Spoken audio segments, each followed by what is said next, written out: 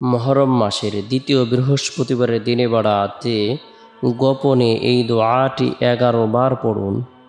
90 বছরের গুনাহ মাফ হবে, জান্নাত নসিব হবে, গায়েবী সাহায্য আসবে, দোয়া কবুল হবে, আশা আকাঙ্ক্ষা পূরণ হবে। মুহররম মাস অত্যন্ত বরকতপূর্ণ একটি মাস, ফজিলতপূর্ণ একটি মাস, মাহাত্ম্যপূর্ণ একটি মাস, তাৎপর্যপূর্ণ একটি মাস। মুহররম শব্দের অর্থ সম্মানিত, নিষিদ্ধ, পবিত্র। হিজরি সনের প্রথম মাস হিসেবে মুহররম মাসের গুরুত্ব, তাৎপর্য, ফজিলত অনেক বেশি। মুহররম মাসে আল্লাহ পাক রব্বুল আলামিন বিভিন্ন নবী রাসূলদেরকে উচ্চ মাকাম প্রদান করেছেন। আল্লাহ তাআলা তাদের পদমর্যাদাকে বৃদ্ধি করে দিয়েছেন। আল্লাহ তাআলা ঈমানদারদেরকে, মুমিন মুসলমানদেরকে বিজয়ী দান করেছেন। কুফরি, বাতিল, অপশক্তিকে আল্লাহ তাআলা ধ্বংস করে দিয়েছেন। মুহররম মাসটি আল্লাহ তাআলার কাছে অনেক পছন্দনীয় একটি মাস। এই মাসে হযরত আদম আলাইহিস সালামের তওবা আল্লাহ তাআলা কবুল করেছেন। আল্লাহ তাআলা হযরত ইদ্রিস আলাইহিস সালামকে উঁচু মাকাম প্রদান করেছেন। মুহররম মাসে আল্লাহ তাআলা হযরত ইব্রাহিম আলাইহিস সালামকে খলিল হিসেবে আখ্যায়িত করেছেন। আল্লাহ তাআলা হযরত দাউদ আলাইহিস সালামের তওবাকে কবুল করেছেন। সুলাইমান আলাইহিস সালামকে আল্লাহ তাআলা রাজত্ব ফিরিয়ে দিয়েছেন। মুসা আলাইহিস সালামকে আল্লাহ তাআলা বিজয় দান করেছেন। ফেরাউনকে আল্লাহ তাআলা ডুবিয়ে মেরেছেন, চুবিয়ে মেরেছেন, ধ্বংস করে দিয়েছেন। মুহররম মাসটি আল্লাহ তাআলার কাছে অনেক পছন্দনীয় একটি মাস। এই মাসে আল্লাহ তাআলা আসমান, জমিন, পাহাড়, পর্বত, লৌহ কলম আল্লাহ তাআলা সৃষ্টি করেছেন। এই মাসটি বরকতপূর্ণ। আবার এই মাসের মধ্যে থেকে সাপ্তাহিক কিছু বরকতপূর্ণ দিন রয়েছে, যেমন সাপ্তাহিক বৃহস্পতিবারের দিন, সাপ্তাহিক সোমবারের দিন, সাপ্তাহিক জুমার দিন, শুক্রবারের দিন। এই দিনগুলো সাপ্তাহিক উত্তম দিনসমূহের মধ্যে অন্যতম একটি দিন। আজকের বৃহস্পতিবারের দিনটি মুহররম মাসের মধ্যে পড়েছে, মুহররম মাসের দ্বিতীয় বৃহস্পতিবার। মুহররম মাসের গুরুত্বপূর্ণ আমল হলো বেশি বেশি করে নফল রোজা রাখা। রমজানের পরে সর্বশ্রেষ্ঠ নফল রোজার জন্য ফজিলতপূর্ণ রোজা হলো মুহররম মাসের রোজা। আমরা চেষ্টা করব মুহররম মাসের নফল রোজা রাখার জন্য।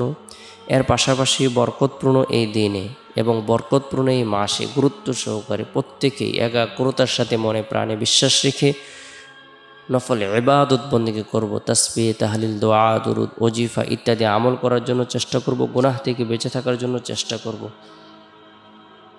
বৃহস্পতিবারের দিন ফজরের নামাজ সম্পূর্ণ করার পর জাহান্নামের ভয়াবহ শাস্তি থেকে, আযাব থেকে বাঁচার উদ্দেশ্যে বরকতপূর্ণ এই দোয়াটি 7 বার পাঠ করব, আমল করব।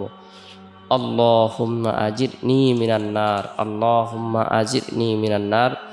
যে ব্যক্তি বরকতপূর্ণ এই দোয়াটি 7 বার পাঠ করবে, আমল করবে, এই দিনে যদি তার ইন্তেকাল হয়, মারা যায়, আল্লাহ তাআলা তার জন্য জাহান্নামের 7টি দরজা বন্ধ করে দিবেন। সুবহানাল্লাহ। গুরুত্ব সহকারে এই বরকতপূর্ণ দোয়াটি আমল করব। এরপরে আমরা বৃহস্পতিবারের দিন 9টার দিকে পাক পবিত্র অবস্থায় সলাতুল হাজত নামাজ অথবা সলাতুল তাসবিহের নামাজ অথবা চাস্তের নামাজ, যে কোনো নফল নামাজ আমরা আদায় করব। অথবা সলাতুত তওবার নামাজ আদায় করার পরে রব্বুল আলামিনের প্রশংসা বর্ণনা করব, আল্লাহর পবিত্রতা বর্ণনা করব, আল্লাহর বরত্বকে স্বীকার করব, আল্লাহর একাত্মবাদকে স্বীকার করব।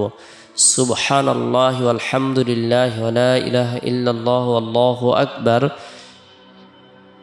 এই দোয়াটির জিকির করব 100 বার। এরপরে রব্বুল আলামিনের দরবারে কাকুতি মিনতি করে দোয়া করব, প্রার্থনা করব। আল্লাহ তাআলা দোয়ার বরকতে কঠিন ও জটিল বিপদ দূর করে দিবেন, গায়েবী সাহায্য প্রদান করবেন। আল্লাহ তাআলা পাহাড় পরিমাণ গুনাহকে মাফ করে দিবেন। এরপরে বৃহস্পতিবারের দিন জোহরের নামাজ সম্পূর্ণ করার পর গুনাহ মাফের উদ্দেশ্যে গুরুত্ব সহকারে তওবার নিয়তে 11 বার ইস্তিগফারের আমল করব। আস্তাগফিরুল্লাহ রাব্বি মিন কুল্লি যামবি ওয়া আতুবু ইলাইহি, আস্তাগফিরুল্লাহ রাব্বি মিন কুল্লি যামবি ওয়া আতুবু ইলাইহি। যে ব্যক্তি গুনাহ মাফের উদ্দেশ্যে তওবার নিয়তে ইস্তিগফারের আমল করবে, আল্লাহ তাআলা খুবই আনন্দিত হবেন, খুশি হবেন। বান্দার পাহাড় পরিমাণ গুনাহ আল্লাহ তাআলা মুহূর্তের ভিতরে মাফ করে দিবেন। তাই ইস্তিগফারের আমল করব। এরপরে গুরুত্ব সহকারে বরকতপূর্ণ এই দোয়াটি আমরা গোপনে 11 বার আমল করব। লা ইলাহা ইল্লাল্লাহু ওয়াহদাহু লা শারীকা লাহু লাহুল মুলকু ওয়া লাহুল হামদু ওয়া হুয়া আলা কুল্লি শাইইন কাদির। লা ইলাহা ইল্লাল্লাহু ওয়াহদাহু লা শারীকা লাহু লাহুল মুলকু ওয়া লাহুল হামদু ওয়া হুয়া আলা কুল্লি শাইইন কাদির। আল্লাহ পাক রব্বুল আলামিন অজস্র কল্যাণ প্রদান করবেন। এই দোয়াটি 11 বার আমল করার পরে গুরুত্ব সহকারে রব্বুল আলামিনের দরবারে হাজত পূরণের উদ্দেশ্যে, রিজিক বৃদ্ধির উদ্দেশ্যে, গুনাহ মাফের উদ্দেশ্যে, ধন দৌলত বৃদ্ধির উদ্দেশ্যে, সার্বিক কল্যাণ লাভের উদ্দেশ্যে দোয়া করব, প্রার্থনা করব। আল্লাহ তাআলা দোয়ার বরকতে কঠিন ও জটিল বিপদ দূর করে দিবেন, গায়েবী সাহায্য প্রদান করবেন, আশা আকাঙ্ক্ষাগুলোকে পূরণ করে দিবেন। এরপরে বৃহস্পতিবারের দিন আসরের নামাজ সম্পূর্ণ করার পর গুরুত্ব সহকারে অনাকাঙ্ক্ষিত বিপদ থেকে, মুসিবত থেকে বাঁচার উদ্দেশ্যে বরকতপূর্ণ এই দোয়াটি 3 বার পাঠ করব, আমল করব। বিসমিল্লাহিল্লাযী লা ইয়াদুররু মা ইসমিহি শাইউন ফিল আরদি ওয়ালা ফিস সামাই ওয়া হুয়াস সামিউল আলীম। বিসমিল্লাহিল্লাযী লা ইয়াদুররু মা ইসমিহি শাইউন ফিল আরদি ওয়ালা ফিস সামাই ওয়া হুয়াস সামিউল আলীম। যে ব্যক্তি নির্জনে গুরুত্ব সহকারে এই দোয়াটি সকাল বিকাল 3 বার করে আমল করবে, আল্লাহ তাআলা তাকে অনাকাঙ্ক্ষিত বিপদ থেকে, মুসিবত থেকে নিরাপত্তা দান করবেন, তার উপর খাস রহমত বর্ষণ করবেন। তাই বরকতপূর্ণ এই দোয়াটি আমরা আমল করব। সৃষ্টিজীবের অনিষ্ট থেকে আল্লাহ তাআলা নিরাপত্তা দান করবেন। এরপরে বৃহস্পতিবারের দিন শেষ হওয়ার পর যে রাত আসে, এই রাতটি হলো সাপ্তাহিক সকল রাত থেকে শ্রেষ্ঠ রাত। এই রাত হলো জুমার রাত।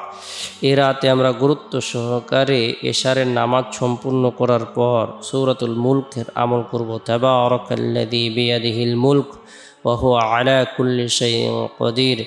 যে ব্যক্তি রাতের বেলা সূরাতুল মুলকের আমল করবে, আল্লাহ পাক রব্বুল আলামিন তাকে কবরের ফিতনা, কবরের সওয়াল জবাব, কবরের আযাব থেকে নিরাপত্তা দান করবেন। আল্লাহ তাআলা তার কবরটাকে আলোকিত করে দেবেন, কবরের সংক্রান্তকে দূর করে দেবেন। আল্লাহ তাআলা তার উপরে যে নিয়ামতটি প্রদান করবেন, তেলাওয়াতকৃত সূরা, পাঠকৃত সূরা পাঠকারীর জন্য, তেলাওয়াতকারীর জন্য রব্বুল আলামিনের দরবারে সুপারিশ করবে। তাই গুরুত্ব সহকারে সূরাতুল মুলকের আমল করব।